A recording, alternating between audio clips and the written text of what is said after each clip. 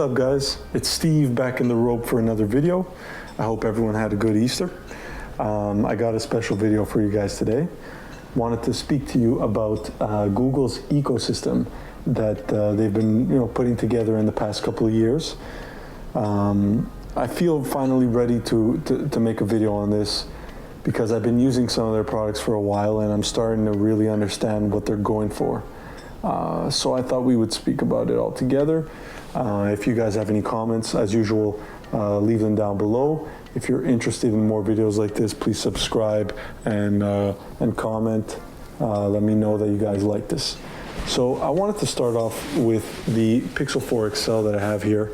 And we'll talk about Android in general. So they've been building some nicer and nicer phones every year. I had the Pixel 2 XL last, and I just got the Panda Pixel 4 XL this year, and I'm loving it. The battery on it is probably the biggest shortcoming that I have with it. I charge it. It doesn't cause a huge inconvenience in my life, but for some it could. Besides that, I love the phone. I've had zero issues with it. In fact, my Pixel 2 XL still runs extremely well. So I expect my Pixel 4 XL to last me quite a few more years. Shout out to the plant right over here providing us all oxygen. So yeah, basically the Pixel 4, in my opinion, at least build quality wise, is a huge step up on the Pixel 2 XL that I owned. My godson actually has a Pixel 3 XL, so I've got to play with that a little bit. I wasn't a huge fan of the notch. Much prefer the look of the Pixel 4 XL, even though it still has a big forehead. The feel of this phone, I mean, I'm actually recording this video on this phone, so unfortunately I can't show you guys, but the feeling of the phone, it feels premium. It feels like a premium device, and overall I'm just super happy with their phones, and I can't, at least in the short term, I can't imagine myself switching to another phone company. And I was previously with Apple, so it says quite a bit in my opinion. Now, it won't work for everyone. Some people are hooked on that iOS experience, and I won't try to persuade them to change. If they're happy, stay where you are.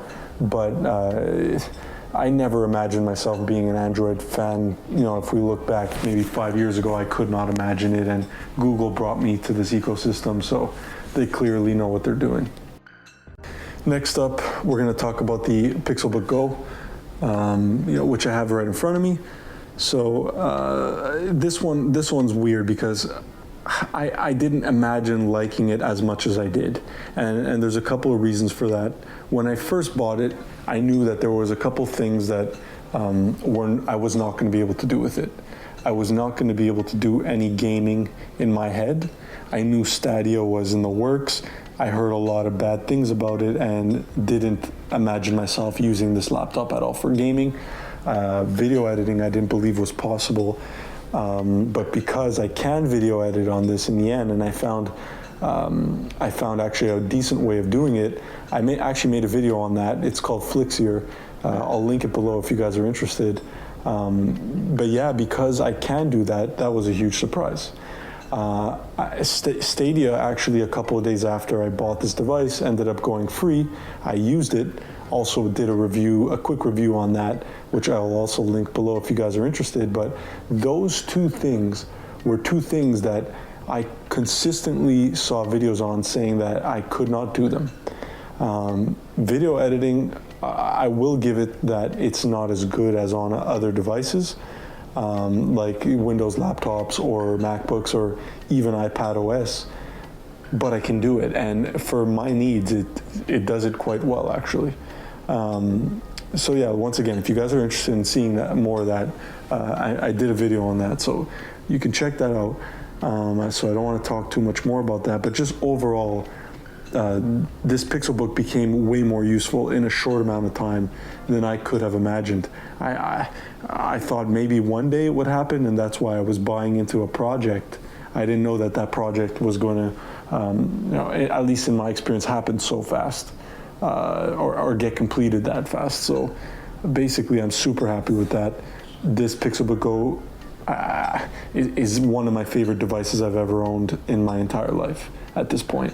So super happy with the Pixel 4 XL, super happy with the Pixelbook Go.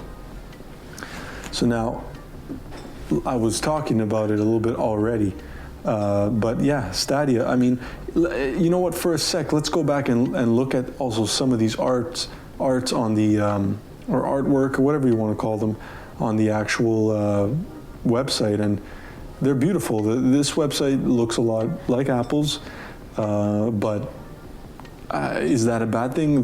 They have one of the nicest websites, or at least did for many years.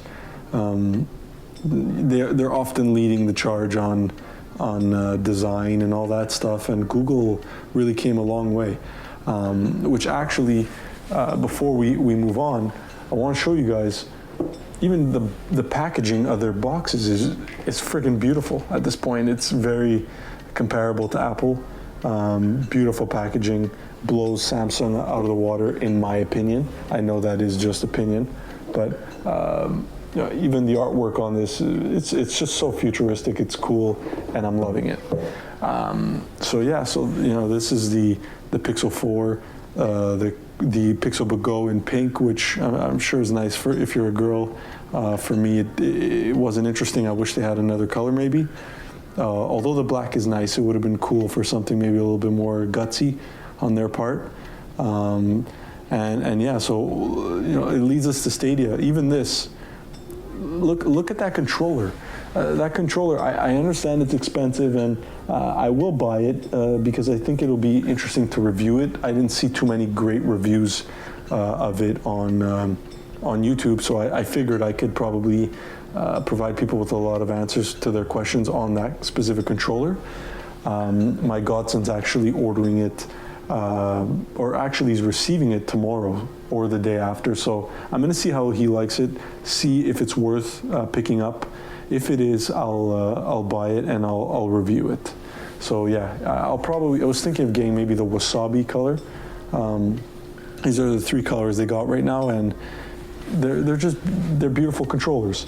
Now I heard that they're maybe not super durable in terms of like at least cosmetically, because the paint maybe gets scratched off too easily.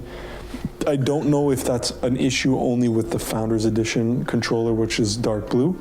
You can no longer pick that one up anyway, so if that is an issue just with that color, then great, because I can't pick it up anyways, but I assume it's going to be all of them, which I'll update you guys on soon. Finally, I wanted to speak to you guys about the Google Pixel Buds that are coming out. So yes, they're not out yet. I can't give you my honest opinion on them. They seem like they're going to be extremely interesting. They're a huge step up compared to the last generation of Pixel Buds, which had a wire running behind the head. These are truly wireless. They seem like they're going to be beasts. They seem like they have a lot of tech going in them, and they seem like, compared to AirPods, we might be getting a good value. I think at least compared to AirPods, which, I mean, when we talk about value, maybe it's not the best comparison, but hey, these guys are competing with each other, and you know, at least they're in the similar price range, maybe a little cheaper, and hopefully providing better sound quality, which I wouldn't be surprised.